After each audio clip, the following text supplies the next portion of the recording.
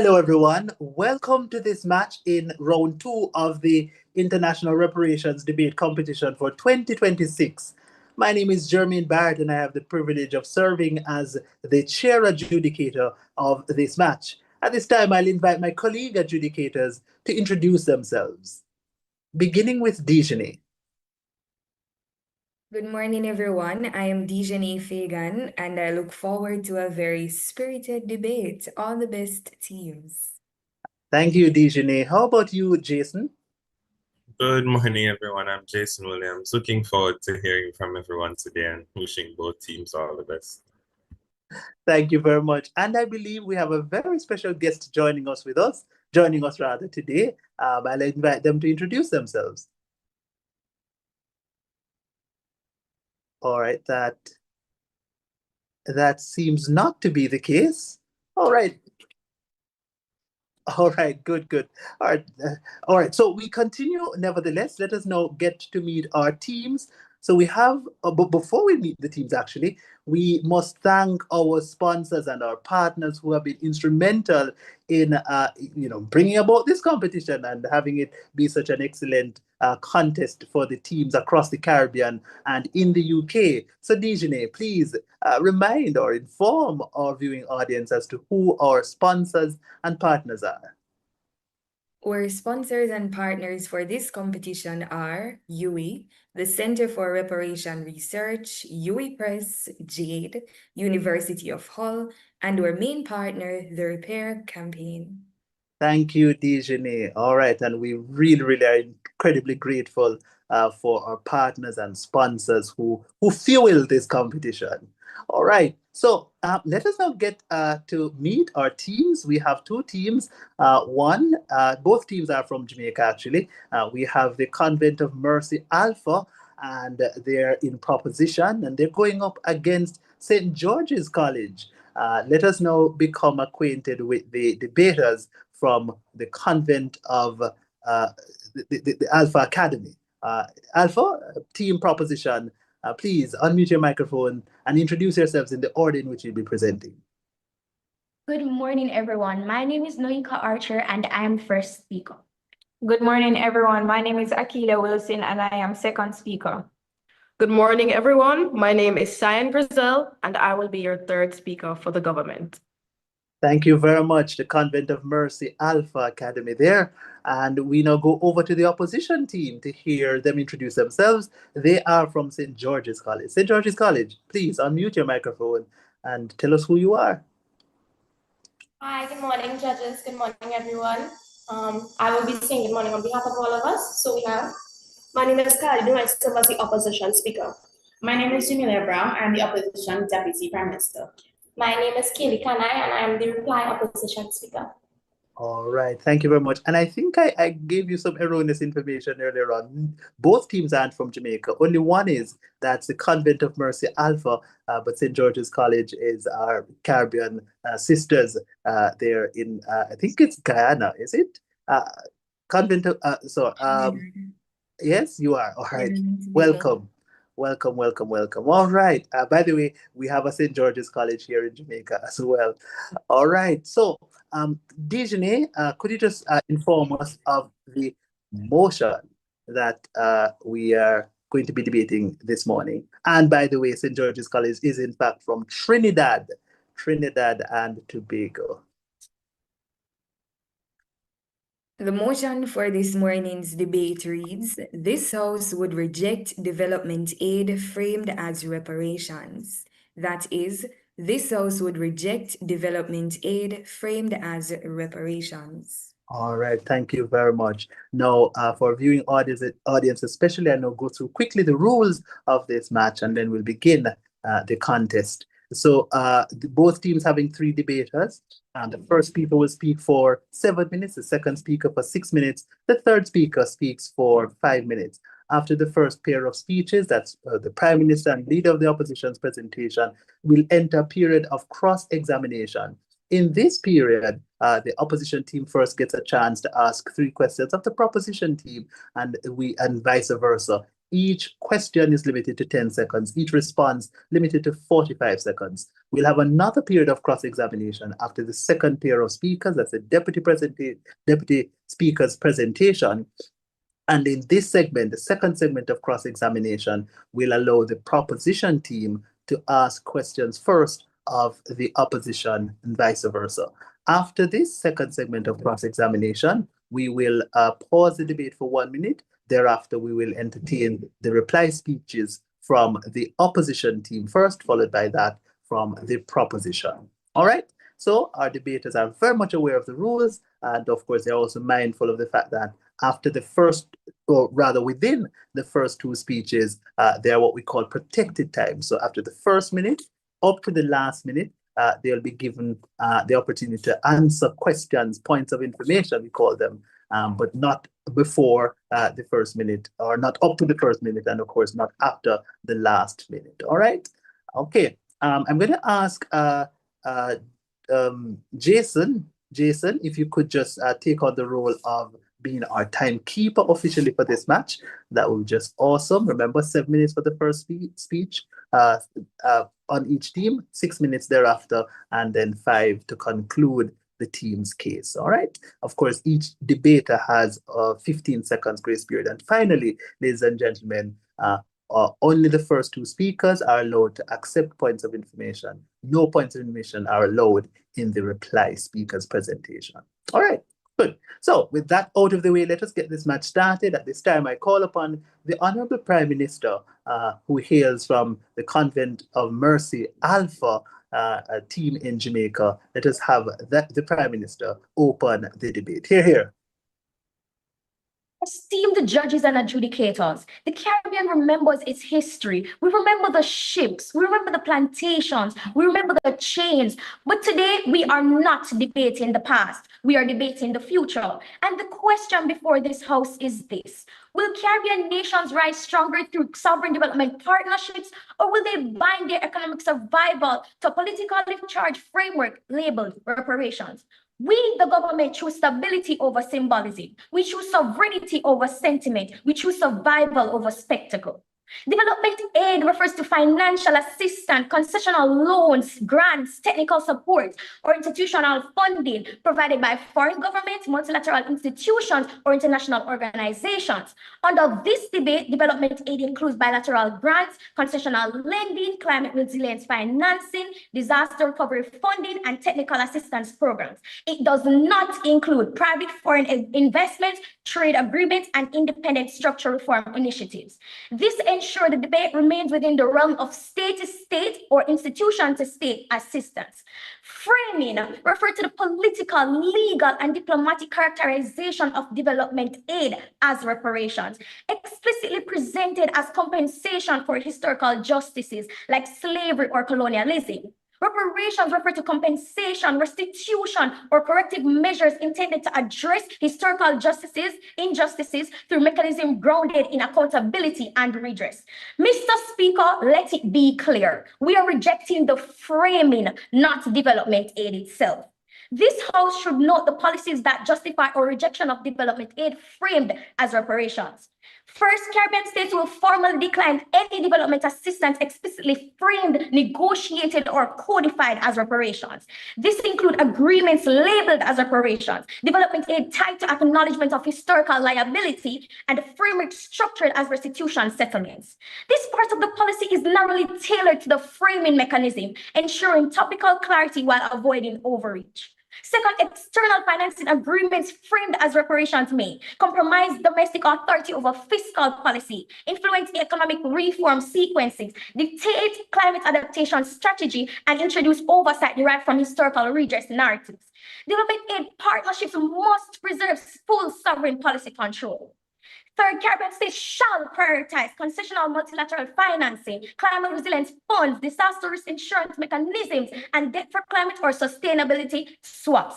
This provides a clear alternative framework while preserving flexibility for national discretion. Four, all agreements must undergo legal review to ensure no acknowledgement of legal liability, no precedent-setting reparative clauses, and no exposure to sovereign asset litigation or treaty reinterpretation. This protects diplomatic maneuverability and international standing. That is our policy. Now, let us examine why framework is not merely preferable but necessary for the survival of Caribbean nations. On my first point, dependency can bankrupt a nation faster than a storm. Picture a small island economy, tourism dependent, import heavy, climate exposed. Now imagine sudden inflow of reparative funds. Public spending expands, projects multiply, expectations rise. And then a parliamentary election happens. And the new government doesn't honor previous agreements and terms. Political will shift, funds diminish, and what follows? Budget gaps, credit downgrades, borrowing costs spikes, investors retreat. Small island economies do not adjust gradually, they contract violently. Reparative style transfers are episodic and politically contingent. It introduces irregular inflows and you create boom and bust cycles. A boom and bust cycle occurs when rapid economic expansion fueled by temporary inflows is followed by sharp contraction when these inflows disappear. In small island economy, this can mean inflation during the boom, fiscal deficit during the bust, unemployment spikes, and currency instability. Boom and bust in this economy is not an inconvenience. It is a crisis. Our structured financing model ensures predictability. Predictability strengthens creditworthiness. Creditworthiness attracts investment. Investment builds resilience. Dependency destabilizes. The Caribbean nations are beautifully complex. In countries like Guyana, history is layered. Guyana's political history has a long reflected tensions between Afro-Guyanese and Indo-Guyanese populations, particularly with the electoral politics and public center allocation debates. Introducing development aid framed as reparation risks reopening historical grievances and fueling narratives that source resources are being distributed according to ancestry rather than national need. In a small state where political stability already depends on delicate social trust, such narratives can intensify polarization and weaken governance. Reparations framing, therefore, risk transformative development policy into identity-based competition. Citizens may begin asking who qualifies, who receives priority, whose historical suffering is recognized by the state. Or universal allocation requirements avoids this. Hospitals serve everyone, seawalls protect everyone, and schools educate everyone. Mr. Speaker, unity stabilizes governance, division destabilizes it. Let us be clear and let us speak with moral seriousness. Reparations as a moral concept are not ridiculous, they are not imaginary, and they are not illegitimate. There is credible historical scholarships, international advocacy, regional relationship from CARICOM's 10-point plan that argues for reparative justice rooted in legacy of slavery and colonial extraction. The moral argument does exist, Mr. Speaker, and that is precisely why the development aid framed as reparation is insufficient and potentially corrosive. Because reparations, if they are meant to mean anything, must be structural, transformative, explicitly justice-based, negotiated as accountability, and not repackaged as development aid. To call ordinary development aid reparations is like calling a bandage surgery. It sounds powerful, it feels satisfying, but it does not repair the wound. CARICOM 10-point plan justice calls for formal apologies, debt cancellation, and social investment. That is a justice framework, not ordinary project-based development aid. When development aid is rebranded as reparation, it risks diminishing the seriousness of actual reparatory justice. Imagine centuries of extraction, labor, land, wealth is followed by a climate resilience grant and a ribbon cutting ceremony labeled reparations. Imagine telling descendants of enslaved people that a concessional infrastructure loan with interest now counts as historical redress. That is not repair, that is accounting theater. If reparations are necessary, they must confront historical wealth gaps and institutional disadvantage. Development aid Thank you, Speaker. Thank you very much. That signals the end of your allotted time.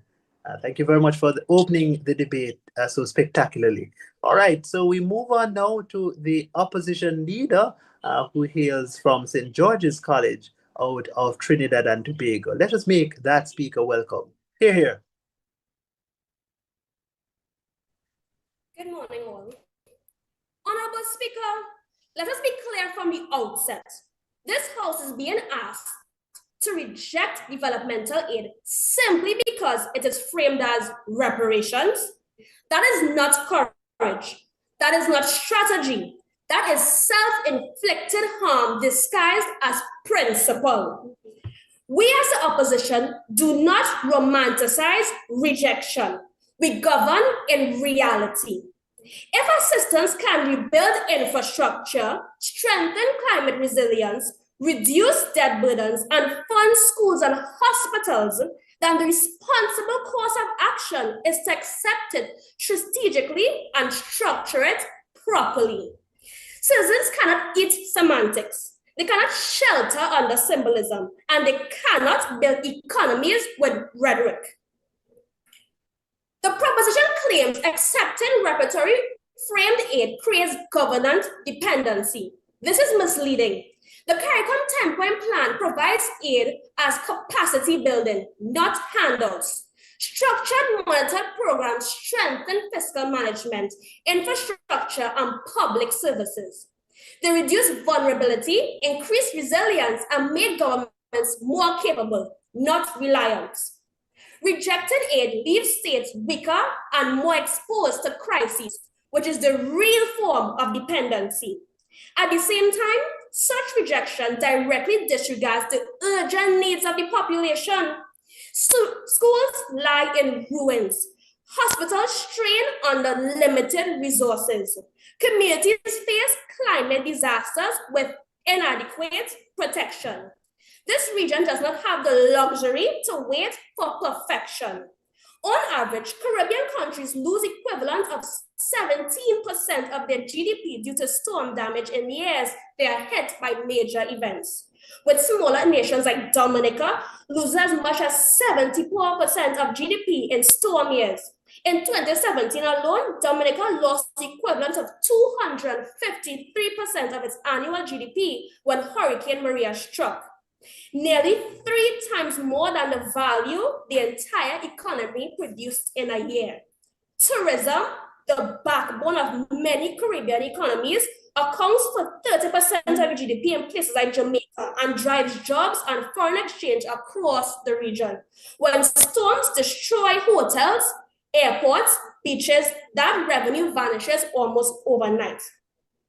Rejecting aid over a label means ignoring these very real economic shocks. Introducing the opposition arguments. Accountability. Structure matters more than words. The first thing we must understand is that accountability is not a matter of what we call something, it's a matter of how it is managed. Labeling aid as reparations does not weaken oversight. Accountability is created through elaborate, enforceable agreements, transparency clauses, and reporting mechanisms. Creditable monitoring frameworks as well, all of which we can build into repertory framed assistance. Regional institutions such as CARICOM already have monitoring structures that track how funds are allocated and used. Those systems do not disappear because the check says reparations instead of developmental assistance. In fact, framing aid as reparations can increase accountability because it transforms assistance from voluntary goodwill into acknowledged obligation. Political pressures build within donor countries and moral leverage strengthens internationally. Germany's reparation to Israel and the United States payments to Japanese Americans in turn during World War II were not idle words. They were structured, enforced, and phased over time. Accountable agreements, not rhetorical gestures. And let us be absolutely clear. Acknowledging aid does not mean signing away future claims. Agreements can explicitly refuse finality clauses. They can preserve the right to pursue further repertory measures. The proposition suggestions that acceptance equals surrender is a naive or intentionally misleading. Accountability is institutional, not semantic. Point 2, leverage. Strategic engagement builds strength. But accountability alone is not enough. Rejecting aid undermines leverage. Diplomacy operates through engagement, not isolation. When Caribbean states participate in structured aid agreements, even once framed as reparations, they demonstrate governance capacity, fiscal responsibility, and regional coordination. That credibility becomes the bargaining power in future negotiations. Consider this painful reality instead of idealized perfection. In the mid-1990s, during the North Korean Ardors March, the government initially refused international food aid because it judged the terms unacceptable. Aid was eventually accepted, but under restrictive conditions. But the delay worsened suffering and robbed people of timely relief.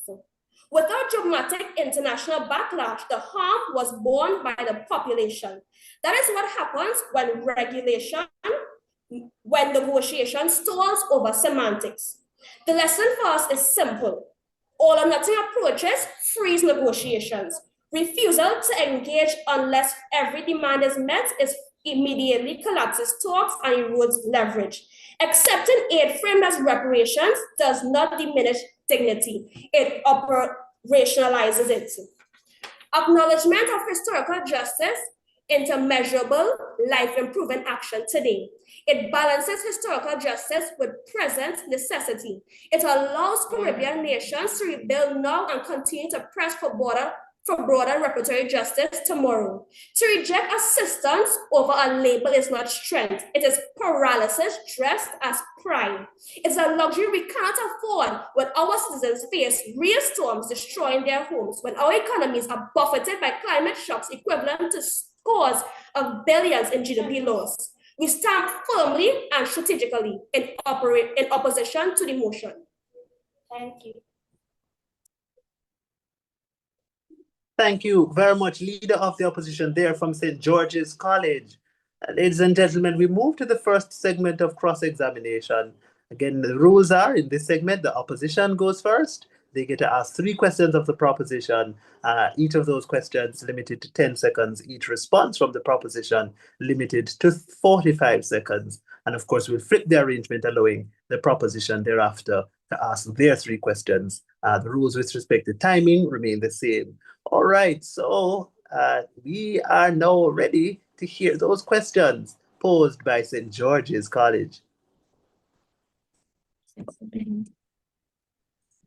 First question. Did the citizens who need infrastructure and jobs consent to sacrificing material improvement for symbolic positioning? Did they consent? Could you repeat the question, please? Sure. Did the citizens who need infrastructure and jobs consent to sacrificing material improvement for symbolic positioning? What mechanism do you have in place? This sacrifice did not say. And then say that the government is representative of the people's interests. You can start on number 10 and Right. Convent of Mercy, we are hearing your discussion among yourselves. Do you want to pose a response?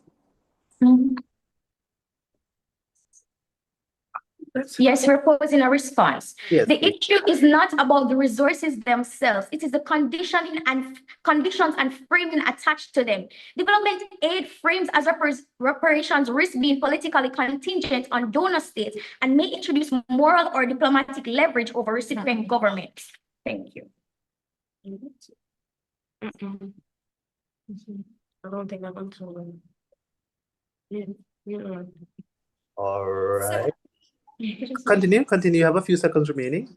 Small island states require predictable and stable financial flows, politically forward climate resilience and infrastructure. A system based on episodic reparative transfers tied to political narratives abroad could create instability and dependency. All right. Thank you very much. That signals the end of your 45 seconds response. Let us now have the second question coming from St. George's College. Second question. If rejecting reparations labeled aid results in no funding for hospitals, climate resilience, or education, how do you justify harming present citizens for a symbolic dispute? How was it what? Can you repeat that for me, please? How was it what? I think we have a question to them. Sure. If rejecting reparations labeled aid results in no funding for hospitals, climate resilience, or education, how do you justify harming present citizens for a symbolic dispute? Okay, we are not harming the victims as we are not rejecting the development aid, but the framing, it undermines justice itself. It dilutes the real purpose of CARICOM's 10-point plan, which of course, all of those things, not just debt cancellation alone. We need the money, yes, but we are not saying that, oh, we're not saying that, oh yeah, we're not taking it. Yes, we need it, but the fact that you're going to classify it as reparations undermines justice completely.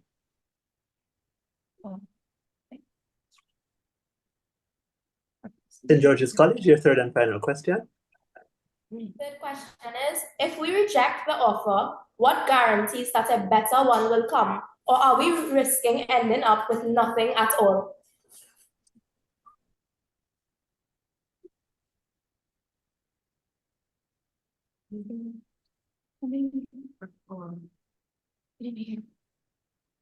One more time, please. Sure. If we reject the offer, what guarantees that a better one will come? Or are we risking ending up with nothing at all? Yeah, nothing at all. It could be that urgency. I don't even know what to say. Like, I feel like I can formulate a response to that question.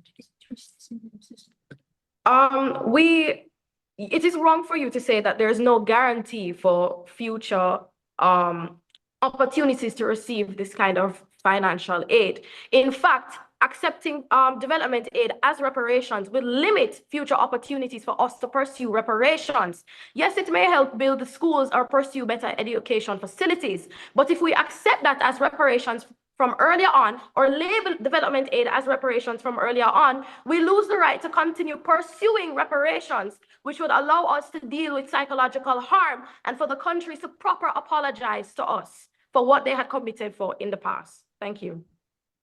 Thank you very much. And just to advise the team, specifically to Convent of Mercy Alpha Academy, that when you're consulting and deliberating among yourselves, be mindful that your microphone is open and we are hearing those deliberations. You may want to deliberate some distance away from your microphone if that is possible.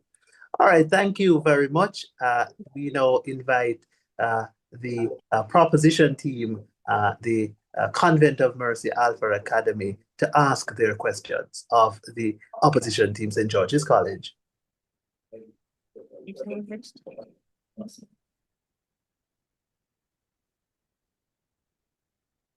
Our first, are you able to hear us? Yes, you may go ahead. Our first question is, reparations by definition are supposed to address structural injustice. So I attach that moral framework to development aid rather than pursuing true structural justice like debt cancellation or global finance reform. Can you please? No problem. Reparations by definition are supposed to address structural injustice. So I attach that moral framework to development aid rather than pursuing true structural justice like debt cancellation or global financial reform.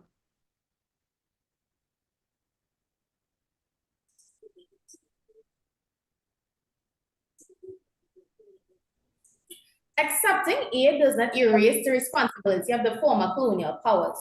It ensures citizens receive tangible benefits now. So reparations do not have to come as a full lump sum. It can come incrementally in stages. Everything does not have to come at once. We are not giving that up. Instead, by allowing it to come incrementally, we are watching over the process and ensuring that we are receiving what we said we'll receive. Therefore, we are choosing progress over perfection.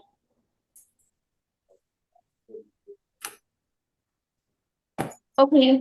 Oh. Should we talk to them?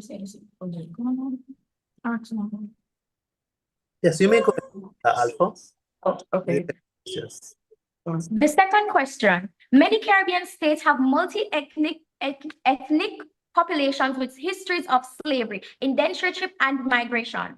How do you prevent domestic political conflict over which communities are intended beneficiaries?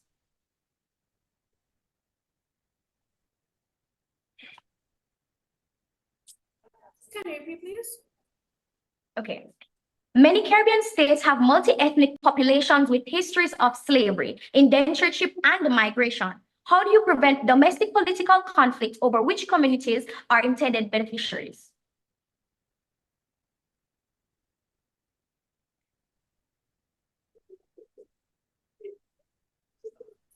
Okay, so we can ensure this by implementing measures and overseeing the process of how the aid is distributed. This allows us to keep our sovereignty and be sure that we are implementing and putting the aid where the people are needing it. We're not just thinking about how the aid or the reparations will benefit us now. We're thinking about the future generations. So while we are affected now, we also need to think about everybody is affected. Well, the aid is also not it's not racially based, it is citizen based. Yes. Everybody was affected by slavery and everybody should receive reparations the same way. We are not monitoring aid in which how we can distribute it by race or who was most impacted. It's about a unified developmental increase as a country. so therefore, citizens first, pride second. Okay. Climate, sorry. If development aid is framed as reparations, is this new funding created specifically for reparations, or are you simply labeling existing development aid as reparations? Okay. If development aid is framed as reparations, is this new funding created specifically for reparations, or are you simply labeling existing development aid as reparations?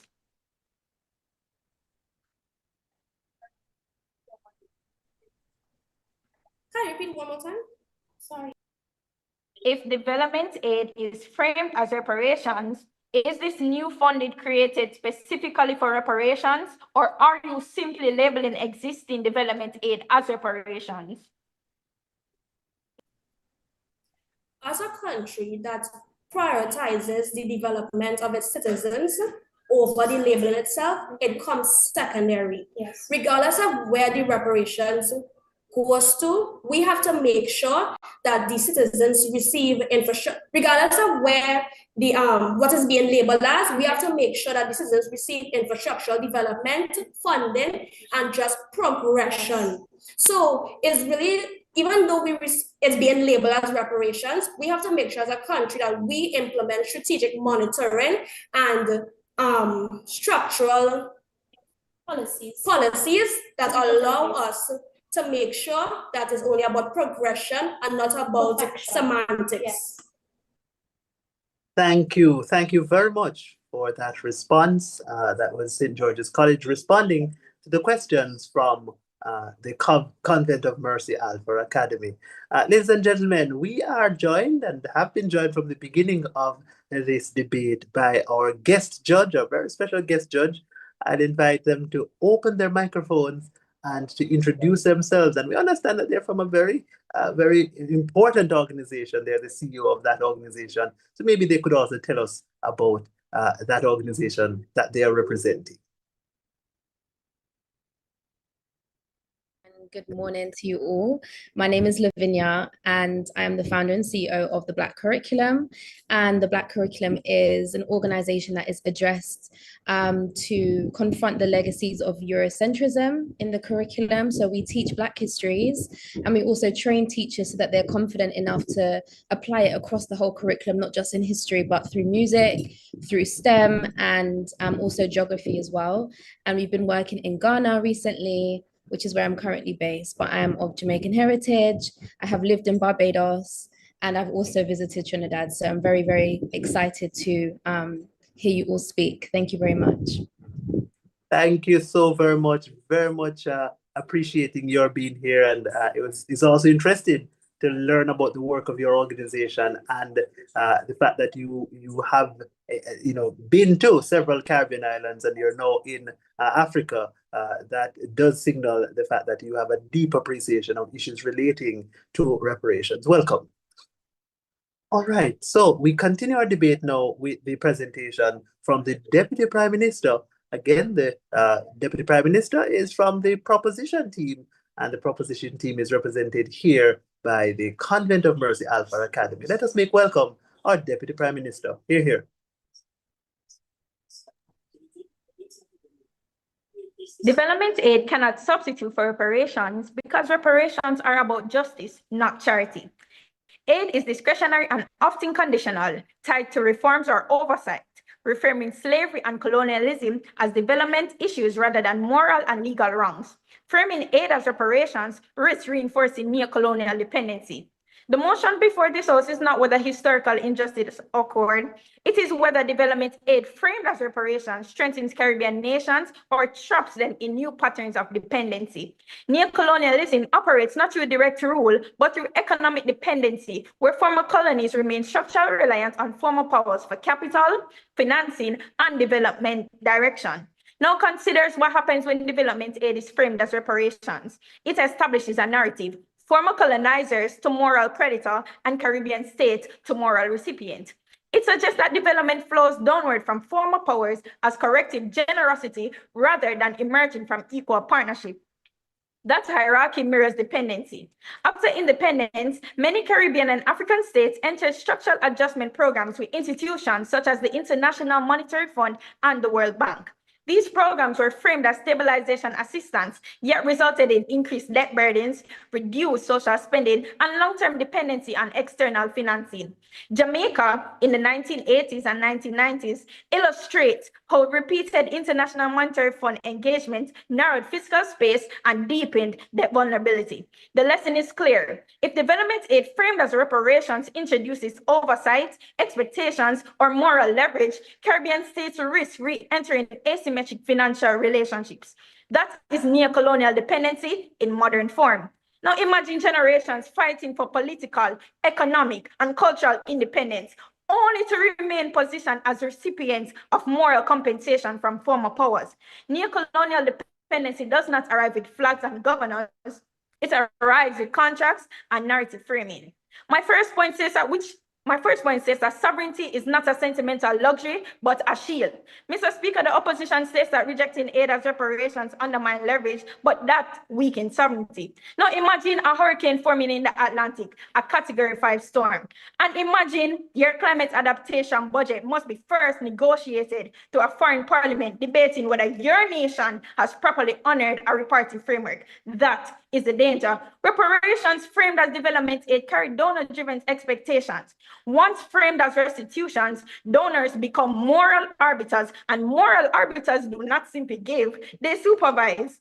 We have seen conditional influence through institutions like the International Monetary Fund, where Jamaica fought for years to reclaim policy flexibility after structural adjustment. Now imagine similar leverage, but wrapped in moral language. If you resist, you're no longer merely negotiating finance, you are rejecting justice. That is moral coercion disguised as assistance. For small island states, sovereignty erosion is not theoretical. It means being told which sectors deserve funding, having climate sequencing dictated externally, and losing discretion in public sector reform. For generations, Caribbean nations were told what to grow, what to export, what to consume, and how to govern. Decisions were made in distant capitals while island communities bore the consequences. Sovereignty is not pride, it is dignity. It is the right of a small nation to stand before the world and say, we remember our history, but we decide our future. If sovereignty erodes even subtly, the psychological consequence is profound. Citizens begin to feel governed, not represented. Development begins to feel imposed, not owned, and development without ownership breeds resentment, and resentment weakens institutions, and weak institutions cannot protect vulnerable people, and that is the human cost of sovereignty erosion. I will now turn to my second argument that legal precedence poses a quiet but serious threat. Accepting reparations framed as development aid may imply liability. Bodies like the International Court of Justice rely on precedent. Legal entanglement may expose sovereign assets, complicate treaty negotiations, and drain administrative capacity. Or legal neutrality safeguard prevents these risks. Neutrality preserves diplomatic leverage. Presidents can bind small states for decades, and the opposition talks about progress over symbolism and prioritizing the citizens. But imagine a hurricane hit nation, still rebuilding homes, suddenly facing complex international claims because of precedent setting reparative language. Imagine diverting climate resilience funds to legal defense. The people who pay that cost are not diplomats. They are farmers waiting for irrigation repair. They are families waiting for housing reconstruction. And they are small businesses waiting for economic recovery. International law may operate in courtrooms, but its consequences are lived in communities. And our neutrality safeguard is not bureaucratic caution. It is protection for ordinary citizens who cannot afford for their state to be legally entangled for decades. Because when small nations lose diplomatic flexibility, they lose bargaining power. And when they lose bargaining power, they lose resources. And when they lose resources, they lose opportunities. And we cannot allow for the next generation to inherit legal vulnerability disguised as justice. If the motion asks us to reject development aid framework reparations, then we must answer a deeper question. What should Caribbean governments want instead? The answer is clear. Not symbolic development aid repackaged as justice, but structural reform that transform the systems that made reparations necessary in the first place. What the government wants instead is a structural justice rooted in equal partnership and systematic reforms. Caribbean states should demand comprehensive debt restructuring, including climate-triggered debt suspension and large-scale debt for climate jobs. I think you are out of time, Madam Deputy Prime Minister. Thank you very much for that spirited contribution to our debate. We continue now with the presentation from the Deputy Leader of the Opposition. Let's make that speaker welcome. Hear, hear. Honorable Speaker, this House stands firm. Developmental aid framed as reparations should not be rejected.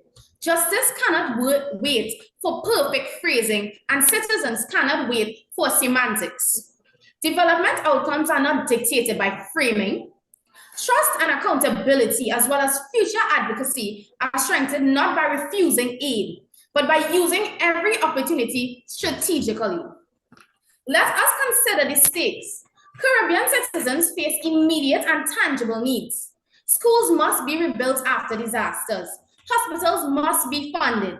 Infrastructure repaired and climate resilience strengthened. Consider Dominica, where Hurricane Maria in 2017 destroyed over 90% of the nation's infrastructure, leaving thousands homeless and schools unusable. Rejecting aid because of how it was framed would have prolonged suffering, leaving citizens to bear the cost. As the Prime Minister of Antigua and Barbuda said, Gaston Brown said at the CARICOM Heads of Government meeting in February 2025, what we're seeking here is a final resolution of the issue and a reset in the relationship between the Caribbean and Europe, one in which there's an apology for the wrongs of their forebearers, and at the same time, some form of restitution. His words highlight that Caribbean leaders are pursuing structured, practical solutions, not symbolic gestures, to meet the real immediate needs of their citizens. Words do not build roads. Words do not electrify homes. Words do not deliver vaccines. Action does. And action is available today through the developmental aid that is being offered. Citizens cannot wait while the government debates framing. Development outcomes matter more than semantics. Government exists to serve and protect their people. Aid can rebuild schools destroyed by storms like Hurricane Maria, fund hospitals and healthcare infrastructure, strengthen climate resilience, reduce poverty, and improve living standards. Rejecting aid over its framing directly harms citizens. A seawall does not function differently because the check says reparations. The proposition argues that accepting a reparatory framed aid creates government dependency, but this claim is misleading. CARICOM's 10-point plan frames aid as a structured, monitored, and capacity building, ensuring governments refrain or retain autonomy and strengthens institutions rather than relying on handouts. It also ignores historical realities. Caribbean vulnerability stems from colonial exploitation, debt, and underdevelopment, not repertory systems. Rejecting aid leaves the state weaker, exposed to disasters, and reliant on emergency relief, creating the real dependency. Structured repertory aid, by contrast, builds sustainable capacity, resilience, and long-term self-sufficiency, directly undermining the proposition's argument. Consider the Caribbean Development Bank data. Point of information. Repeated hurricane damage, reconstruction delays of even 6 Point months. of information. Point of information. Are you suggesting that your development aid that you're giving us fulfills the CARICOM 10-point reparatory plan? What we're saying is that aid that comes helps the country regardless. It does not have to come in a lump sum. It comes one by one or sometime in multi-stages. The CARICOM's 10-point plan defines reparations as development, public health, education, technology transfer, and debt relief. If development is a mechanism of justice, rejecting development because of its label directly contradicts the Caribbean's own repertory vision. By rejecting aid, a government sacrifices immediate human welfare for semantic perfection. Citizens cannot wait for theoretical guarantees or ideal phrasing. Justice must be practical, immediate, and lived, not just declared. Reparations are not a one-time final payment. They are multi-stage, structured, and development-oriented. As the CARICOM 10-point plan shows, public health initiatives, educational reform, infrastructure projects, institutional strengthening. Development aid framed as reparations can serve as the first stage of this ongoing process, creating a pipeline for continued advocacy. A state can accept aid framed as reparation without giving up its future claims. Agreements can include incremental frameworks and refuse finality clauses, ensuring that the moral and legal responsibility of the former colonial power is acknowledged while retaining leverage for ongoing advocacy. However, Jamaica has received strategic development support from the UK. In July of 2023, the UK pledged $7 million to help Jamaica access climate finance and build in emergency funding for after Hurricane Melissa. These contributions were not formally labeled as reparations, but demonstrate how strategic acceptance of aid delivers immediate benefits to citizens and strengthens the country's capacity for future claim. So rejecting aid over framing risks losing the pipeline for advocacy, while accepting it strategically strengthens both the economy and the moral claim for future reparations. We can rebuild schools while establishing moral precedent. We can strengthen economies by strengthening claims for justice. This House stands firm. Citizens first, reparations can be implemented. Thank you very much, Speaker. Your time has elapsed. All right, thank you very much. All right, so we continue now, this time with the second segment of cross-examination. In this segment, the only difference as compared to the first segment is that the proposition team, as Team Convent of Mercy Alpha Academy, gets to ask their 3 questions first. And of course, I believe both teams have their microphones unmuted. So let us get this segment started. Alpha, you're up now. Okay. If donor states are providing funds explicitly as reparations, do they have the right to monitor or evaluate how that compensation is used? I'm sorry, can you repeat, please? If donor states are providing funds explicitly as reparations, do they have the right to monitor or evaluate how that compensation is used?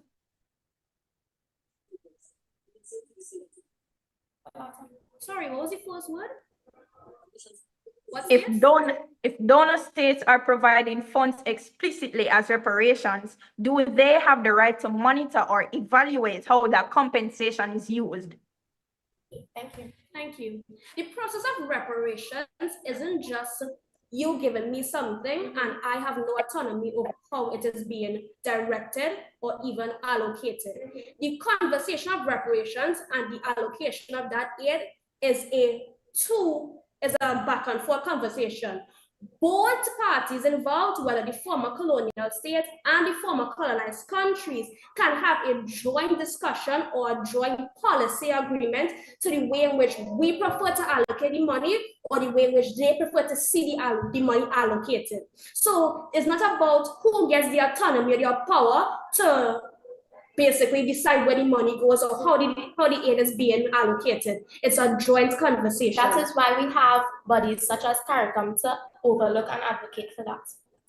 Thank you very much. All right, so let us move on to the second question. Okay. Caribbean states require rapid climate financing for hurricanes and sea level rise. How does framing aid as reparations make funding faster than existing disaster mechanisms? Once more. Caribbean states require rapid climate financing for hurricanes and sea level rise. How does framing aid as reparations make funding faster than existing disaster mechanisms?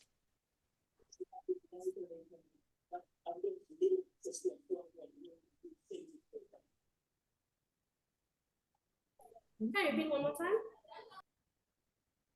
Caribbean states require rapid climate financing for hurricanes and sea level rise. How does framing aid as reparations make funding faster than existing disaster mechanisms? The framing doesn't specifically have a direct influence on the time in which we receive the developmental aid. It is how the money is structured and how the policies are structured and how the money is allocated to help in these countries that are affected by the climate, by the hurricane and the climate issues. So even if the labeling comes secondary to the aid itself, what we care about as a country is that we receive the aid and direct ways in which we can implement this aid to help our citizens in need. Our focus instead is placed on meeting the immediate tangible needs of the people of our country, not semantics or rhetoric. We are focusing on our people's needs. It is an investment in the future. So labeling doesn't directly have Thank any you type very of... much. Sorry, your time ended for your response. You may now ask your third question, Convent of Mercy Alpha Academy. CARICOM's 10-point plan demands both debt cancellation and full formal apology. Are you saying that developmental aid alone can substitute for moral accountability? Can you say Repeat the question? Okay, CARICOM's 10-point plan demands both debt cancellation and full formal apologies. Are you saying that development aid alone can substitute for moral accountability?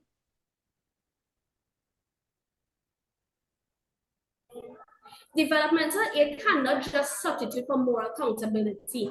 That is why we value, as our country, the framing. We value developmental aid along with it being framed as reparations. Developmental aid itself already creates an idea that the former colonial country acknowledges their wrongdoing, and this is supposed to help us develop our country. So no, it doesn't matter. It doesn't matter regardless of who said it, where it come from. It matters that we can develop our country and the Caribbean as a society, which we need. It also increases diplomatic ties as well. You say that we rejected it because of its framing, we remove these diplomatic ties and reduce our broader bargaining advocacy in the future. Okay. Thank you for those three questions, Convent of Mercy Alpha Academy. We now invite the questions from St. George's College. Here. At the end of your policy, what measurable improvement do citizens receive that they would not receive under ours? Can you repeat that for me, please? Sure, no problem. At the end of your policy, what measurable improvement do citizens receive that they would not receive under ours?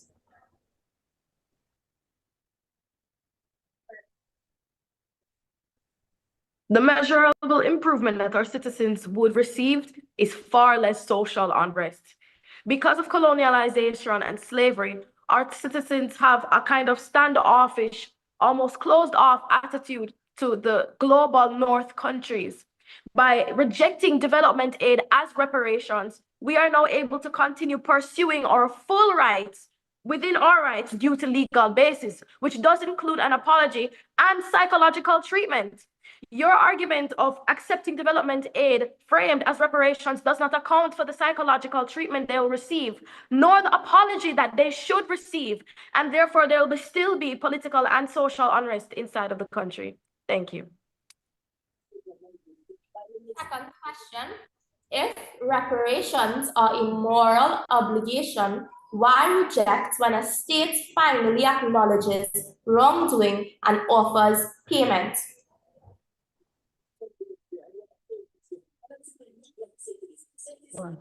Right. It does not acknowledge your wrongdoing because symbolism has value, and symbolism alone does not provide your structural problems. Labeling development aid as reparations may provide the moral recognition, but the government believes that genuine recognition of past harm should be accompanied by meaningful structural change, such as debt relief, reform of international financial institutions. Aid does not equal accountability. Just because you had decided to substitute development aid as reparations does not mean that the country had accounting for wrongdoing. Under CARICOM's 10-point plan, that would include a full legal apology. Development aid cannot offer that. Thank you. Last question. What specific wording makes aid unacceptable? Who decides when the label crosses the line? Could you repeat that one more time, please? Sure, no problem. What specific wording makes aid unacceptable? Who decides when the label crosses the line? The specific wording lines in the use of the word framed. Going back to what the first speaker had said, when you use the word framed, it refers to the political, legal, and diplomatic characterization as development aid as reparations. When you are framing development aid as reparations, you are substituting the two with the other, which is simply not the same. Development aid, again, cannot offer what the full disclosure of reparation does. Therefore, it would be wrong for you to equate both to another, because again, it does not take into account a full legal apology, and it also does not take into account anything put in place to address the psychological harm those countries have faced. And it is incapable of meeting the weight of slavery. Thank you. Thank you very much for that response. Really, really interesting and insightful period there that was of cross-examination. Ladies and gentlemen, we are now going to pause, and I think we need to pause to reflect on the argument so far and allow both teams to craft their reply speeches, the final submissions from either team in this debate. Teams, your 1-minute pause begins now.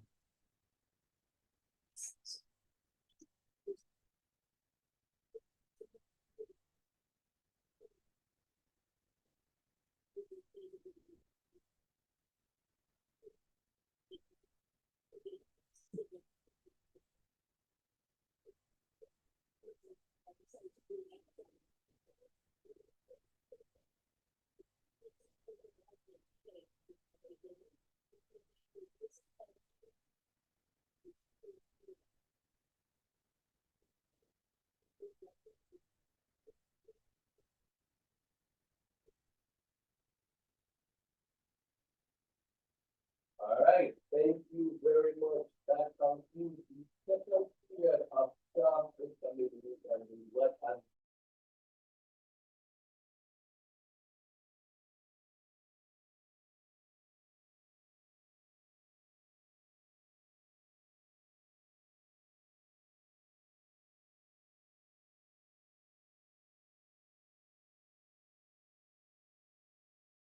minute has elapsed, teams. I know you're gearing to have that really final and possibly decisive contribution in this debate, as a means of representing your team's case. All right, so we now invite the reply speaker from Team Opposition, that's St. George's College out of Trinidad and Tobago, to make their final submission in this debate. Hear, hear. Honorable Speaker, the proposition wants you to believe that justice can wait, that aid must be perfect, that ideal phrasing outweighs action, and that citizens like you and I cannot afford to wait while semantics are perfected. But as my deputy opposition leader has demonstrated, reparations can be incremental. They are not a single final payment.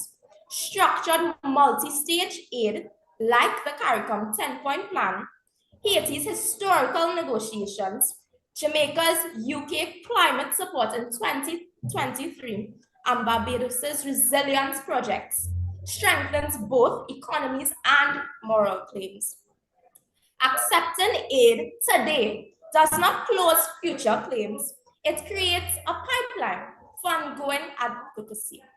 Rejecting aid for ideal phrasing cuts off that pipeline and weakens the leverage essential for securing justice in the long term. As my opposition leader has shown, developmental aid framed as reparations does not diminish accountability. It strengthens it, in fact. Rejecting aid over semantics reduces leverage and risks delaying the very structural changes that justice demands today. Citizens cannot wait.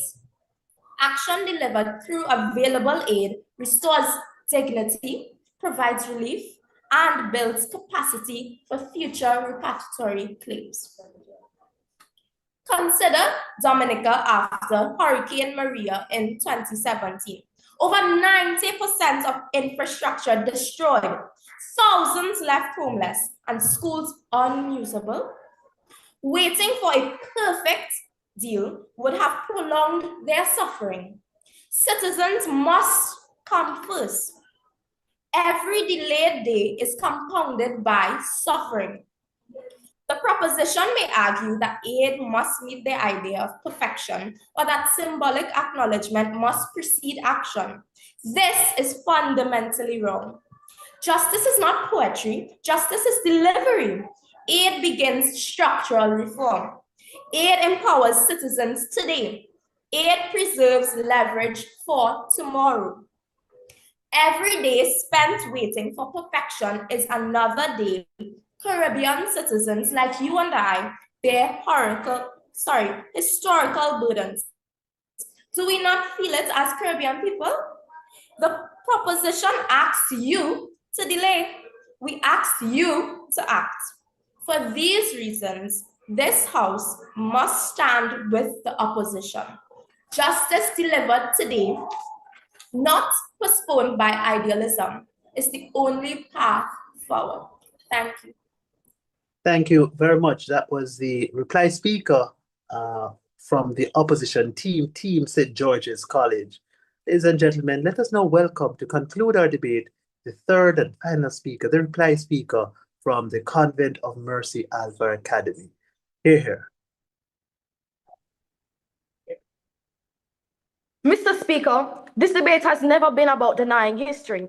It has been about protecting the future, the very thing the opposition claims that they have inside of their argument. It is not so. The exact opposite of the opposition stance on accepting the framing of development aid as reparations, that will be produced. Yes, citizens cannot wait.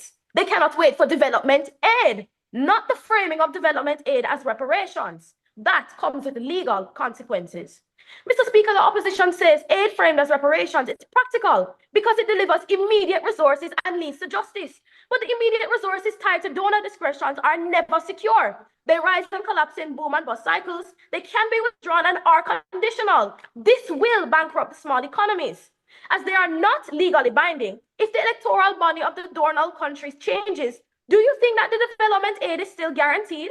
The opposition argues that we will inflict self-harm by our rejection, but their acceptance comes with fragile uncertainties that the future will hold, contrary to their arguments for their acceptance in this to pave way for the future. Mr. Speaker, issues such as The urgent need of the population can be met through development aid, just not relabeled as reparations. This will weaken the future legal basis for demanding full accountability, all of CARICOM's 10 points. It will destroy future opportunities for victim countries in asking for reparations. The what is what rightfully is owed, not perfection, as the giving countries can reference the aid they had given in the past. Winning the battle, perhaps opposition, but we are losing the war. It is true that many elements of the CARICOM Reparation Commission 10-point plan align with areas where development aid is already spent, such as technology, public health, and education. But it falls short of achieving all 10 points. That is true reparations. What about the psychological rehabilitation? The full apology? Your acceptance declares a life sentence of never achieving reparations in full. The opposition had mentioned that this acceptance would address debt cancellation. How is this so? As outlined by my first speaker, countries do spend more money on debt servicing than on health and education combined, often because concessional financing is supplanted by high-interest private and commercial debt. This development aid times more than often through concessional loans restructuring, which is a distinct financial mechanism separate from traditional development assistance. The opposition had said that through a joint discussion, the allocation of aid can be determined. But let us not deny reality. The donors do, in fact, have more leverage and political power to ensure that the development aid they will offer will meet their conditions and change our policies. The opposition had said that aid can be a step towards reparations, a step towards progress. And that is a matter of semantics. This is not so. Framing, as said by the first speaker, includes a legal substitution. If aid is labeled as reparations, there will be no remaining incentives for the Global South to ever provide formal apology or legal compensation. The debate ultimately comes down to these three questions, which I will now outline. First, does labeling development aid as reparations really solve the problem that Caribbean nations face? The opposition has not demonstrated that it does. You claim that it will help us in the future, but as I have just outlined, we are just settling for temporary winnings and we are going to lose a future battle. The label does not speed up climate financing and it does not guarantee funding stability and it does not reform global financing systems. At best, in fact, it only provides a symbolic recognition. Secondly, what are the risks? The government has shown clear harms.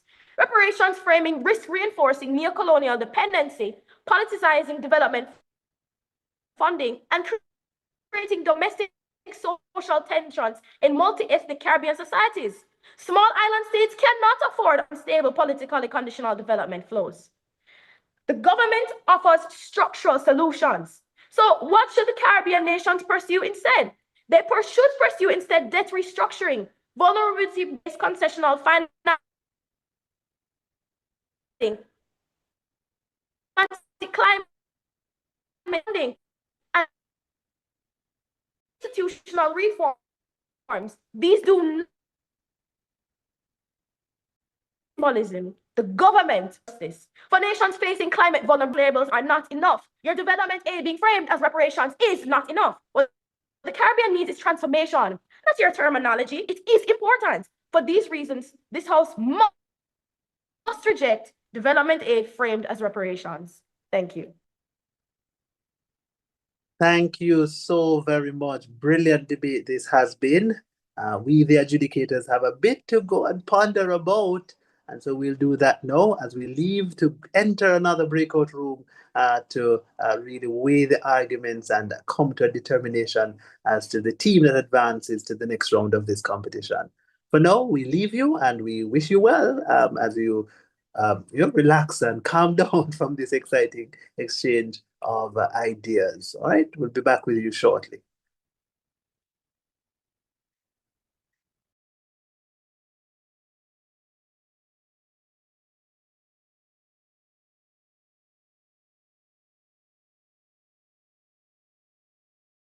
Why we need reparations today is not a plea for sympathy, but the demand for justice. Europe's colonial system intentionally restricted literacy and education. This left the region with underfunded schools and limited access to higher education. Reparations are necessary to repair this engineered educational deficit. Slavery and colonial rule caused deep psychological wounds, cultural erasure, and color-based hierarchies that still influence Caribbean today. These harms persist through intergenerational trauma and identity struggles. Reparations would restore trust and affirm we were undermined, not unfit. Why do we need reparations today?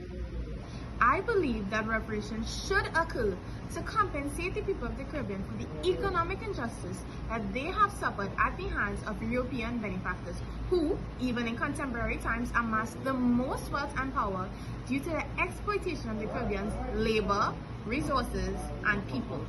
Therefore, it's about correcting a crime whose profits still shape global power today. What do you think?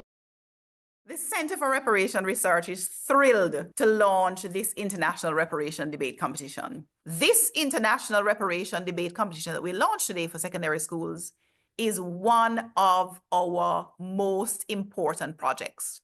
How do we engage youth on matters of reparatory justice? The change needed in the education system can only be advanced when the youth are engaged and their voices are heard. Why is reparations so important in and for the Caribbean?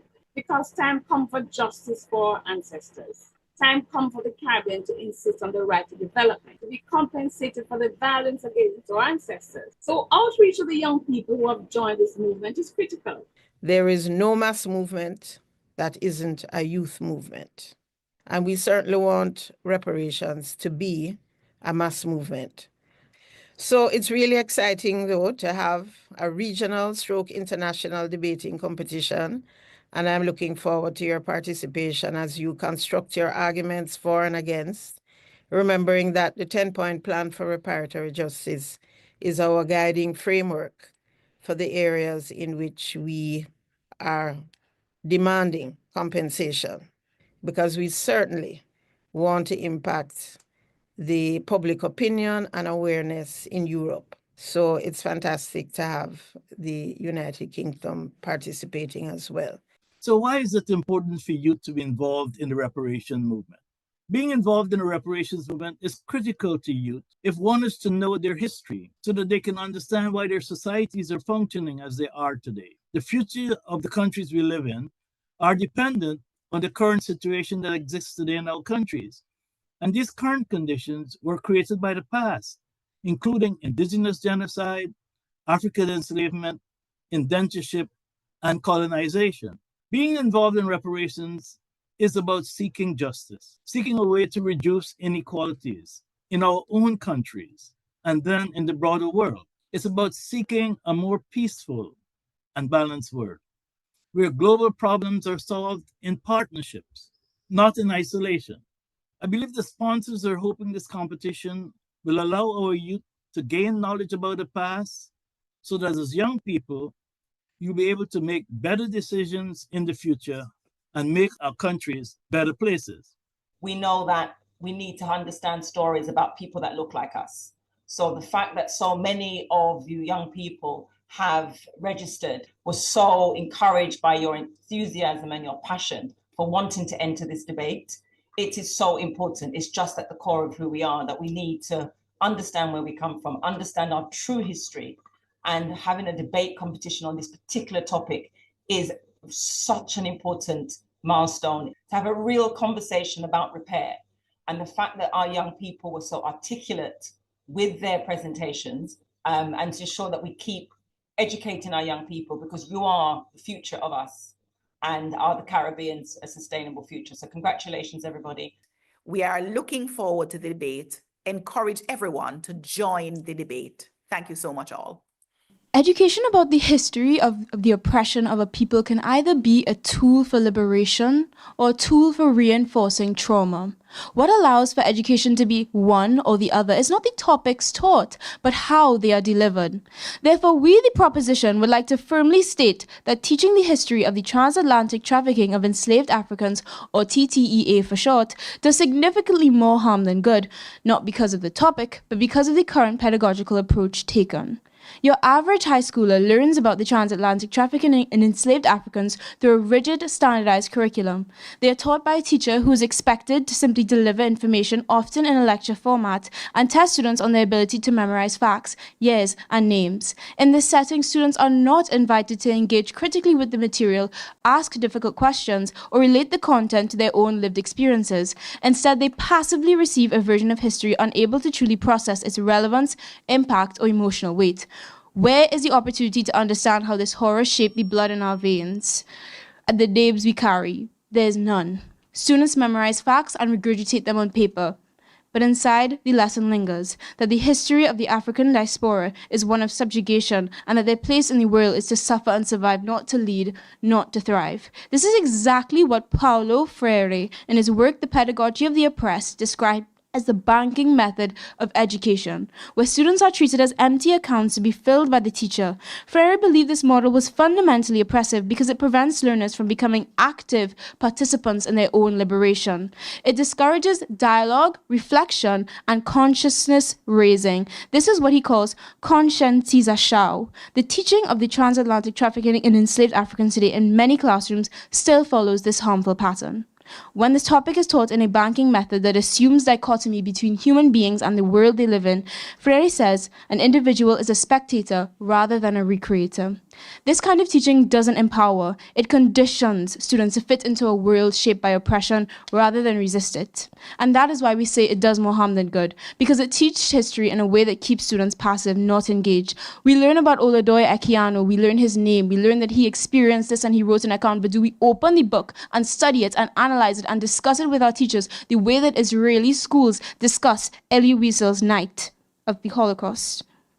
The opposition says they want students to learn about the slave trade and the enslavement of people. And of course, we all want all students across the world to have reverence for this grave and absolutely horrific period of history. And we do this with the intention that learning about it can empower them to challenge the lingering legacies of racism and inequality. However, defending the status quo, which our opposition seeks to uphold and claims offers us more good than harm, will not offer us this.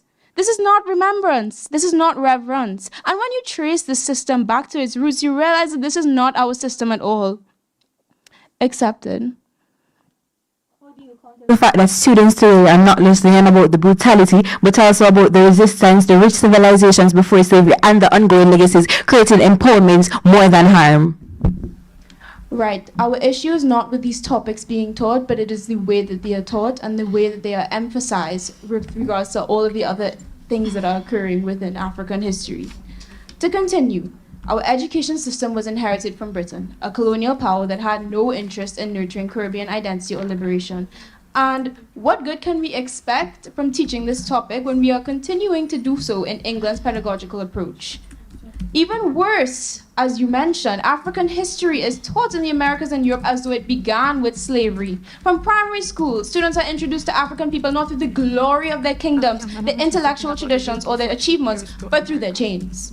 Why is it so hard for you to name a single black figure whose legacy is not defined by resistance or white oppression? Why is it that we teach about Toussaint and Nani but not Imhotep, Mansa Musa, or Queen Nzinga in the same breath? This should be taught first. And compare this to how the Holocaust is taught in Israeli. This is taken from the Israeli Ministry of Education. Point of information. Declined. Children are introduced to the brilliance of their culture first, their thinkers, their faith, and their resilience before they are taught about genocide. Their oppression is contextualized within a legacy of strength, not as the first chapter. If that isn't a pedagogical problem, then what is? When slavery is taught primarily as a story of powerlessness and victimization, with the current banking method of pedagogy, it does more than inform. It deeply affects the psychological development of students, particularly those of the African diaspora. During adolescence, a critical time for identity formation, as described in Erikson's theory of psychosocial development, students are particularly vulnerable to internalizing messages about their race and their place in history. If the dominant narratives they encounter emphasize subjugation or this constant need to fight without also highlighting pre-colonial civilizations and agency, students may inherit a sense of trauma and inferiority. Claude Steele and Joshua Aronson's 1995 concept of stereotype threat shows that students underperform when they fear confirming negative stereotypes about their group, a common experience for Black students navigating a curriculum saturated with ancestral suffering. In classrooms where Black students only encounter these narratives and are rarely offered examples of greatness before colonial times, they are more likely to fear confirming negative stereotypes about Black intellectual inferiority. And yes, this study found that this did significantly reduce their academic performance. In contrast, we argue for emancipatory pedagogy, which views students as active co-creators of knowledge and encourages reflection, dialogue, and transformation. We want students to read and discuss the first accounts, and this should be a mandatory part of the curriculum, not an option. Additionally, students should be first met with pre-colonial history that showcases the richness and strength of Africans from various tribes and kingdoms before delving into the horrors of the slave trade.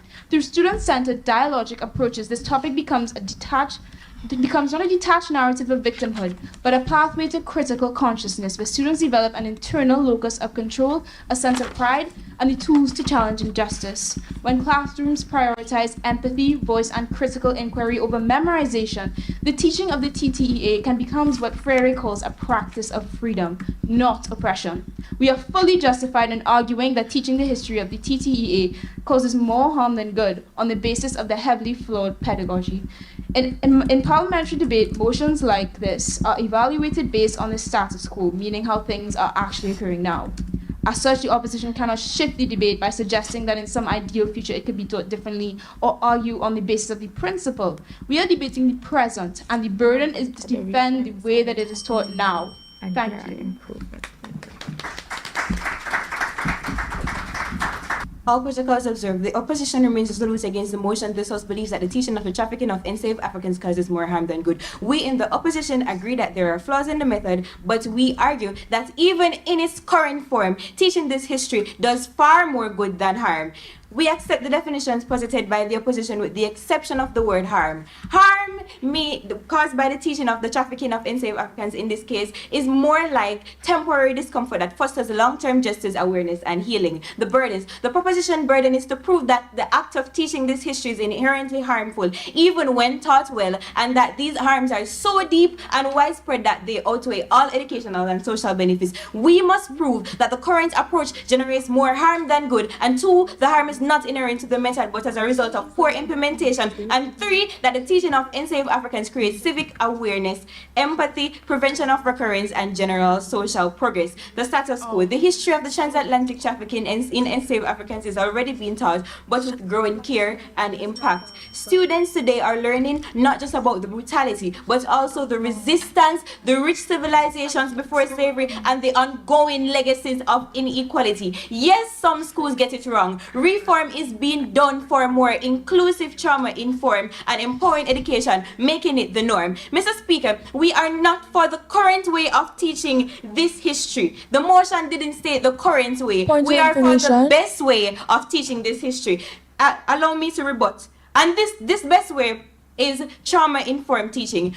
This would be training teachers to handle emotional topics with care, no graphic reenactments, use check-ins, and create safe spaces. This builds resilience instead of re-traumatizing students. And 2, balancing the story. Don't stop at brutality. Teach about African civilization, resistance leaders like Nani of the Maroons, and achievements of the African diaspora that restores pride and identity. 3, we would center real voices, use first-hand accounts, African scholars, and cultural sources to humanize the content and shift away from cold textbook trauma and link the past to the present, which will let students reflect through debate, which is already being done, and modern connections to racism and justice. This transforms discomfort into action and purpose, including Black educators. Involve Black voices in teaching is as authenticity, prevents tone deafness, and build trust in diverse classroom. This is credible as the RAN program has a similar approach, and it has proven to be working as it has a 94% increase in the racial unity and empowerment.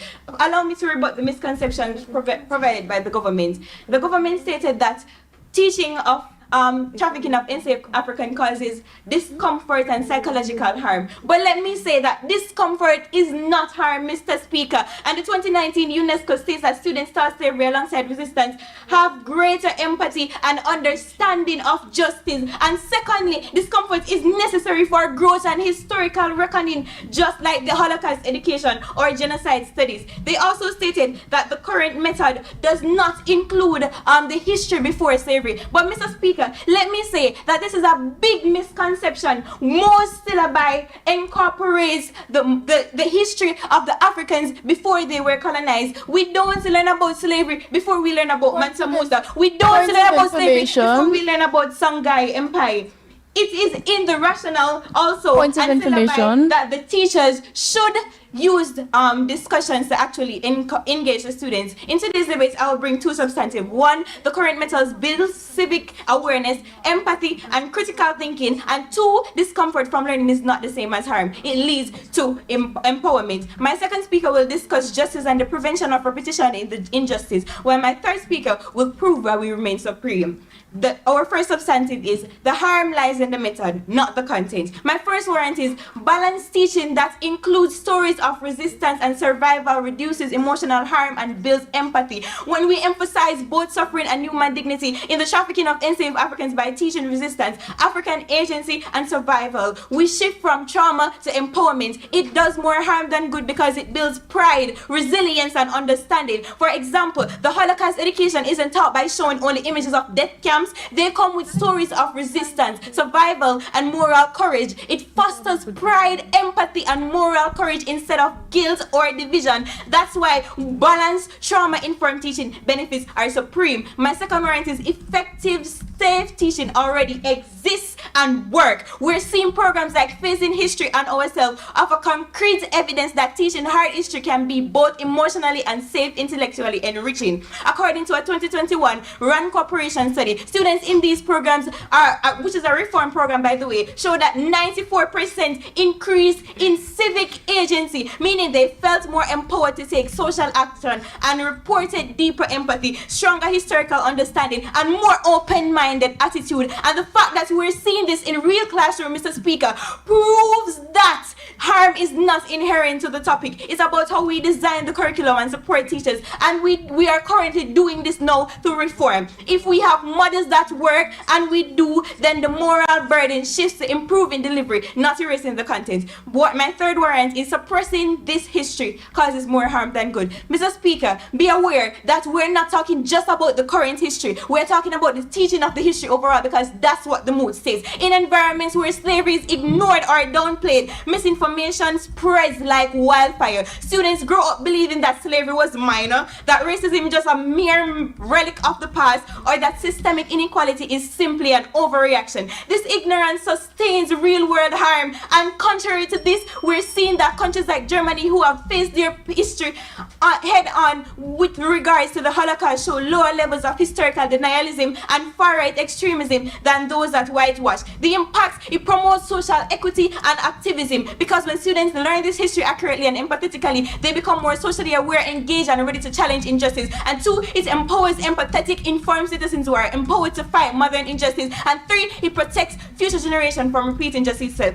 My second substantive is silence enables racism to thrive. My first warrant is when schools avoid teaching slavery, they leave students with distorted or incomplete narratives. In the absence of formal education, when students are left to piece together understanding from biased media, peer opinions, or online misinformation, the result is a deeply distorted view of race and history. A 2018 SPLC report showed that only 8% of the US high school seniors could identify slavery as the primary cause of the Civil War. When students believe that slavery was a voluntary arrangement or that racism ended in 1865, it undermines every effort to promote justice and equality today. Silence gives racism plausible deniability that it suggests falsely that if we don't talk about injustice, it must not exist.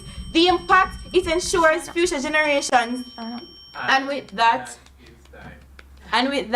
the proposition momentarily rests. 400 years ago. 400 years ago, my people were dragged from their homes, tribes, families, placed on floating wood, and shipped across the Atlantic to what would be later described as the most inhumane act of all time. Cold, dark, uncomfortable, cannot describe the trip in ships where whips did not fail to miss.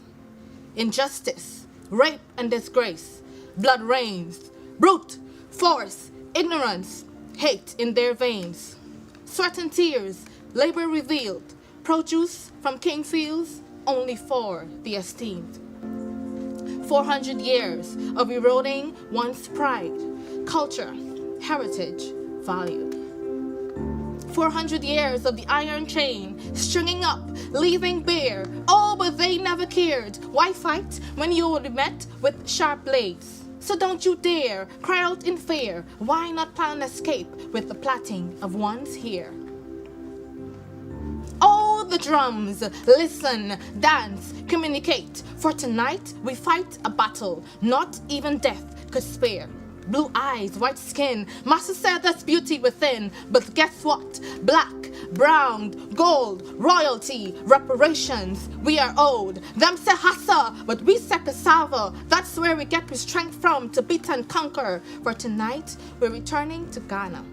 You may say, I'm a descendant of slaves because of the rich melanin that gushes from my pores. But I came to tell you tonight, I am not a slave, rather the descendant of kings and queens. I am the embodiment of the divine. I do not chase, I align, I attract. What's meant for me already has my name on it. I am the personification of beauty, the expression of love, the creator of life, the acknowledgement of freedom. So go ahead, call me what you want, because when I die, bury me in the oceans where my ancestors jumped from the ships, because they knew death was better than bondage. This is something that I wanted to discuss since Emancipation Day, but did you know that Britain only finished paying for slavery in 2015? Yes, 2015 as in 10 years ago. This fact was revealed in a since deleted tweet back on February 9, 2018 by the then Her Majesty's Treasury. In 1833, Britain borrowed 40% of its national budget, £20 million, to finance the Slavery Abolition Act. This act was the official end of British slavery and went into effect on August 1, 1834. The money that was borrowed was used to repay British slave masters for their quote-unquote loss of property. However, for the enslaved, there was no repayment and no form of compensation was offered. The amount that was borrowed, the £20 million, was equal to £2.2 billion in today's money. The since deleted tweet from Her Majesty's Treasury pointed out that the taxes paid by people today was used to repay the loan that paid the slave masters. This would mean that people from the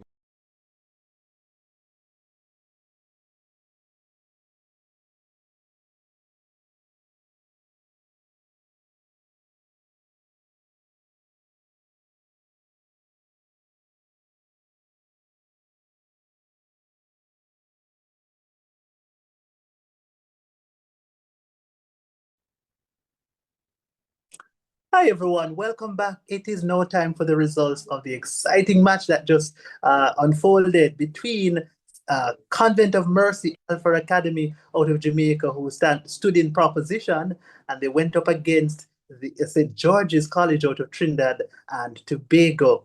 Ladies and gentlemen, the match featured a contestation of the idea of whether or not we should accept or reject development aid that is framed as reparations. Quite an exciting exchange, and I want to just stop and applaud both teams on a job well done. I think that's reflected in the high scores that the judges have decided reflect, are deserving and deserve to be assigned to both teams here. 279 points, and you'd think that team must have won, but no, the winning team ends on 287 points. Yes. Very, very high scoring match. So let's just reflect on what transpired. So Team Convent of Mercy tells us that there is a principle that underlines reparations, that it is first and foremost an acceptance of guilt, of responsibility for the ills of slavery that flow into the modern era. Yes? and that development aid does not do that. Development aid does not reflect that kind of admittance on the part of the former colonial powers that they have done wrong, and that by virtue of making that acceptance, as per the CARICOM 10-point plan, they are also now committing to a path of restoration. They are committing to sort of bring about healing, both in terms of the infrastructure, in terms of the psychology of Caribbean peoples who are the descendants of enslaved Africans, right? That's fundamentally their principle. They say as well, at a point in the first speaker's presentation, that there is a risk with us accepting development aid as reparations. And they speak about the boom and bust mechanism, almost an economic analysis as to the impact on small island developing states. We felt as a panel of adjudicators that did not matter as much in this debate. We think that that was a sort of a description that was, in our estimation, not particularly impactful. And here's why: because we feel that if a boom and bust system arrangement would result from simply the injection of large capital into the Caribbean region, sort of increasing inflation and the cost of living overall, then we think that in a world where we get reparations not linked to development aid, but reparations in and of itself, we think that that may also have similar contribution, similar impact. So in the counterfactual world, where reparations is given as outlined in the 10-point CARICOM plan, we think that similar harms would result, assuming those harms are actually legitimate. So we didn't spend much time, team government, on that particular line of contribution from your case. We felt, though, that team opposition gave us also some substantive responses. Their responses were grounded in a pragmatic appreciation of the value of the aid. They said to us that, one, the aid having been rejected, or rather the characterization having been rejected, would also result in a rejection of the aid. This, we felt, was disagreed with strongly by the proposition team. And you saw that coming out in the first period of cross-examination when the team Alpha Academy, or Convent of Mercy Alpha Academy, kept responding to say no, they would accept the aid. They would seemingly just accept the designation of that aid as being reparations. We spent some time looking back at the exact wording of the motion, and we felt that the motion does commit team proposition Alpha Academy to reject the aid because of its framing. So it says something to the effect that aid, development aid, that is framed as reparations should be rejected. Yes, that's what it says. And so to reject the framing necessarily means as well you're rejecting the aid in and of itself. You can't accept the aid and then just principally reject the framing, but then, hey, you use the aid for the benefits that flow from it, right? And we think that St. George's College was strong in certainly the cross-examination, the first segment of cross-examination, in highlighting this, albeit we think that it could have been even more devastatingly put in the contributed in this debate had it been a part of the substantive case of Team St. George's College. Nevertheless, on that question, the win, if you will, goes straight to St. George's College. Okay, let us talk a little bit now about the question of the 10-point CARICOM plan, whether or not that is definitionally what reparations is, and whether or not reparations is actually achieved by us merely framing development aid as being reparations. Okay. How does St. George's College sort of try to own and accept this as being a legitimate characterization? They say reparations fundamentally is about undoing the harm. And the harms for them are real, tangible, pragmatic, and certainly manifesting in the Caribbean region at large, right? Now, if it is that is the extent of reparations, then we're forced to accept that the aid may very well be legitimately characterized and framed as reparations, yes? But we think that Convent of Mercy is onto something. There is some utility, even if it's on a moral and a principle basis, to what the CARICOM 10-point plan demands, which is to say there needs to be full acceptance accountability, and redress. Yes, the acceptance means the former colonial powers are accepting that they have done wrong. They have done something that is that has manifestly resulted in ills flowing and existing within the Caribbean region right now. And so, to that extent, there's a need for that acceptance. They say 2 points. They give two reasons why this ought to be the case. They say, one, that there is going to be an inconsistency and an unreliability with respect to the flow of development aid framed as reparations. And that may very well mean that it's not sufficiently reliable in fixing the ills that exist in the Caribbean societies right now. Because development aid is subject to the decisions of the former colonial powers, in as much as it is something that is optional, right? And so we think that they're onto something there, in as much as if it is that there's an acceptance of wrong, then there is also an acceptance and a commitment, an almost unshakable commitment by former colonial powers to undo the wrong that has been created, right? Development aid does not, in our estimation, serve that purpose. We think as well, though, that the Convent of Mercy could have benefited a lot more had they been a little bit more expansive in their articulation of reparations as necessarily needing to start with an apology. Yes, we wanted to understand clearly why that is the case. The final point I speak to is some ideas coming to us as well from team proposition. Team proposition says not only is development aid not reparations because it doesn't include the apology, which, by the way, is kind of hinted at as it being existent in the contributions from St. George's College, when they say, well, by virtue of giving the development aid, you're conceding to the harm. We think that that you're conceding to the existence of the harm and that your contribution to that harm. We think that the CARICOM development, CARICOM 10-point plan rather, commits that there is more of an outright acceptance of the former colonial powers' contribution and creation of that wrong to begin with. It ought not to be implicit, it ought to be explicit and upfront. And we don't think that we get that with the development aid arrangement. Right?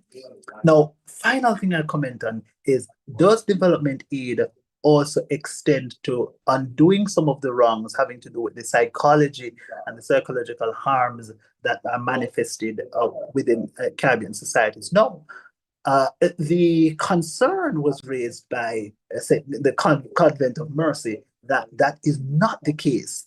We think that we aren't minded to buy that, to accept that completely, because we think that development aid may very well be in the form, for example, of improving the education system, sort of uplifting the people through their improving their psychological standing overall. And so we don't buy that, albeit that was, in our estimation, a small point. Okay.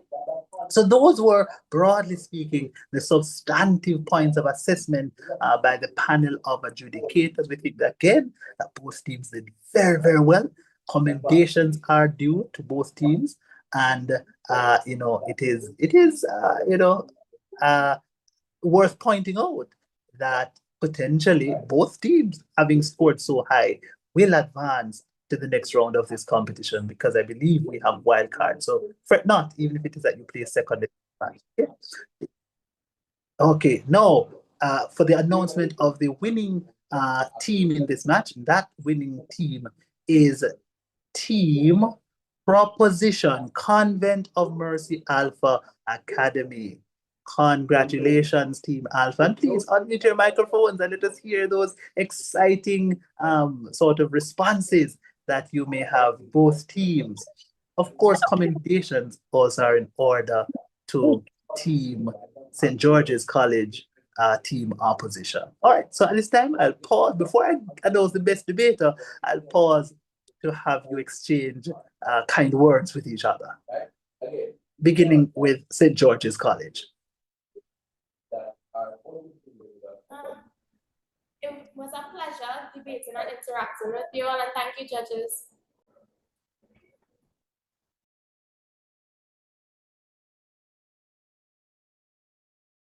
Okay, it was just to briefly say, it was a close match for us as well. We felt like we were very challenged on our points, and we give good credit to St. George's. You guys came with your points, and you came at us in the cross examination. We appreciate that. We appreciate your level of determination to prove that we should accept it as reparations, and we commend you guys for that. Thank you so much.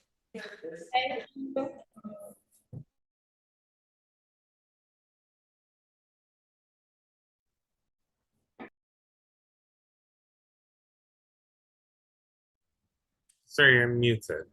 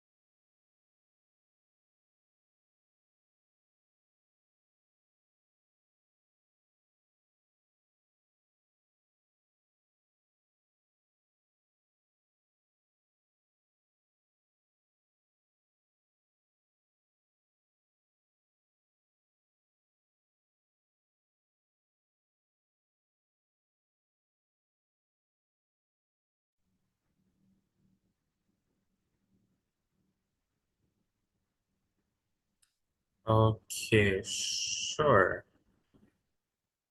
Dijonay, you have the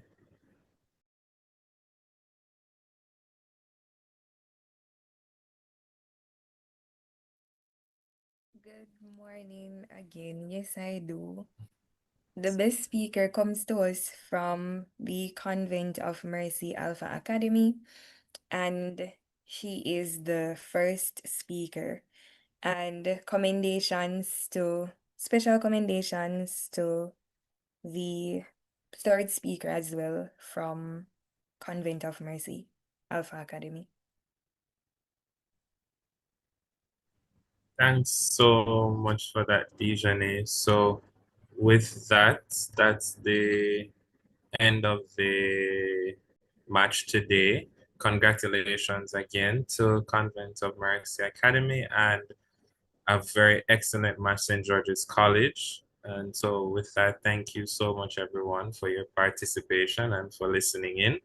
And we hope that everyone heard something and learned something that they can take with them even as we go. And thank you so much again, especially to the judges and Miss Stennett for being here. It was lovely having you. And so, yes, everyone take care.